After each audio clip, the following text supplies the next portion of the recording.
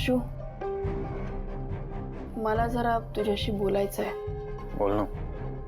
नाही ते एवढ्यावरच नॉर्मल झालं ते बरं झालं, जास्त त्रास नाही झाला तुला. आशू ना, हा प्रॉब्लेम आहे तुझा, म्हणजे जरा हवा बदलली ना की तुला लगेच त्रास होतो. होईल सवय. आशू हे बघ, सवय होईल तेव्हा होईल ना, पण तुला त्रास नको व्हायला. म्हणून माझं असं म्हणणं आहे की तू गॅरेजमध्ये नको राहू. एक मिनिट शिवाय बघ, मी हा डिसिजन घेतला त्यावर तू म्हटलीस की आपण गॅरेजमध्ये राहू. आता आता गॅरेजमधनं आपण राहतोय तर तुझं असं म्हणणं आहे की गॅरेजमध्ये नको राहायला. तुझ्याकडे काही ऑप्शन आहे का दुसरा? हो आहे ऑप्शन.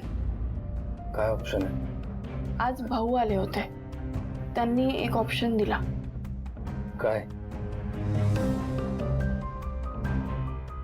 त्यांनी तुमच्याच एका फ्लॅटच्या किल्ल्या दिल्या. मग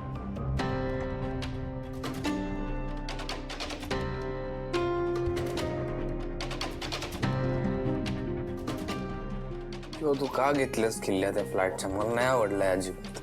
आशू अरे, तू आजारी पडलास, इथल्या खाण्यामुळे पाण्यामुळे तुला त्रास झाला, हे मलाही नाही आवडत. अगं फक्त पोट बिघडलंय माझं, तर तू किल्ल्या घेतल्यास त्यांच्याकडनं? आशू, मी भाऊंशी खोटं बोलले आज. तू विचार कर, त्यांना जर हे सगळं कळलं असतं तर काय वाटलं असतं? वाईटच वाटलं असतं ना त्यांना. आणि मला आत्ता वाटतंय त्याचं काय?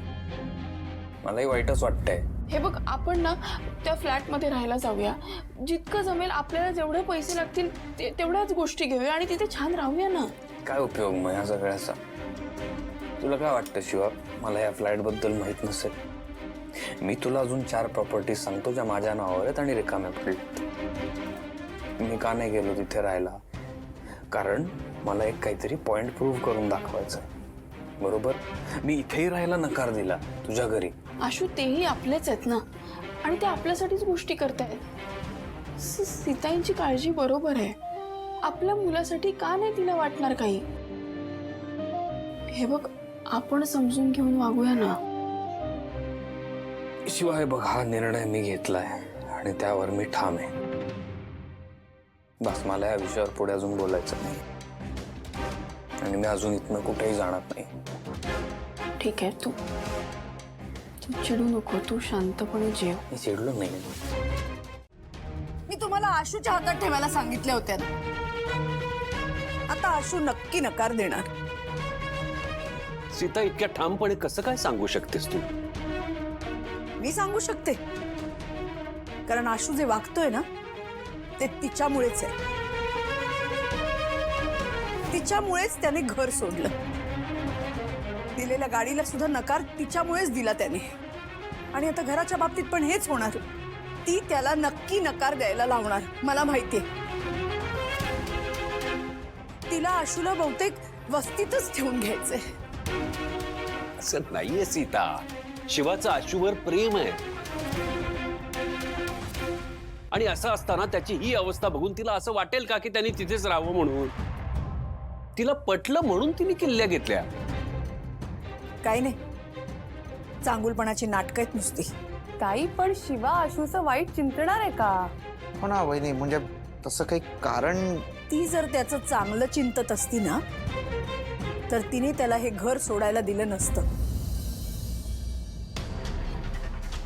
मुळात तिने त्याच्याशी लग्नच केलं नसतं. ती अशी त्याच्या आयुष्यात परत आली नसती.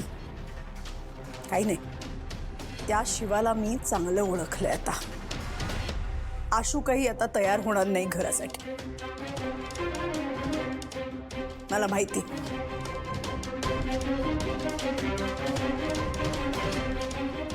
ताई, अगं ऐक ताई.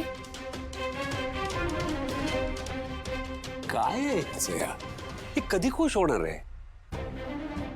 आशू शिवाय एकत्र नाही झालं सुरू. कधी संपणार आहे हे सगळं? भाऊ, संपेल हे, खरंच संपेल. कारण वहिनी आणि शिवा दोघींना पण आशूचं चांगलं झालेलं पाहायचंय ना. तुम्ही बघा, नक्कीच कधी ना कधी त्या एकत्र येतील. भाऊ,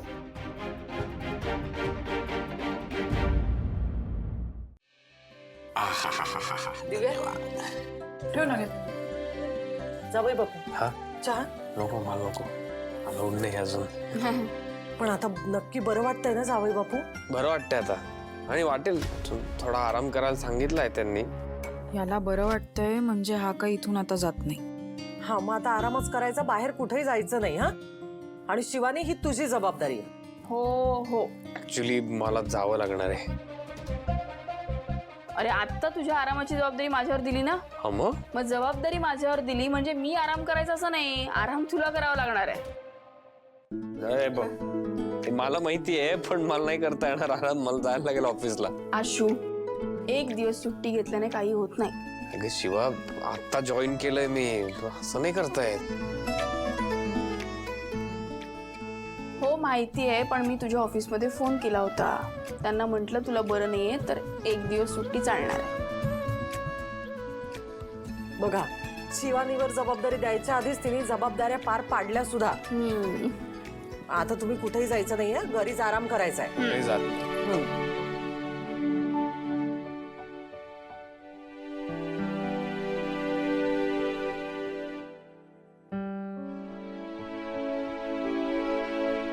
हा हो.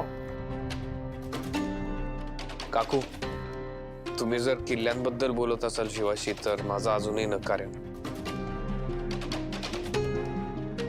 अहो पण ते तुमच्या चांगल्यासाठीच आहे ना.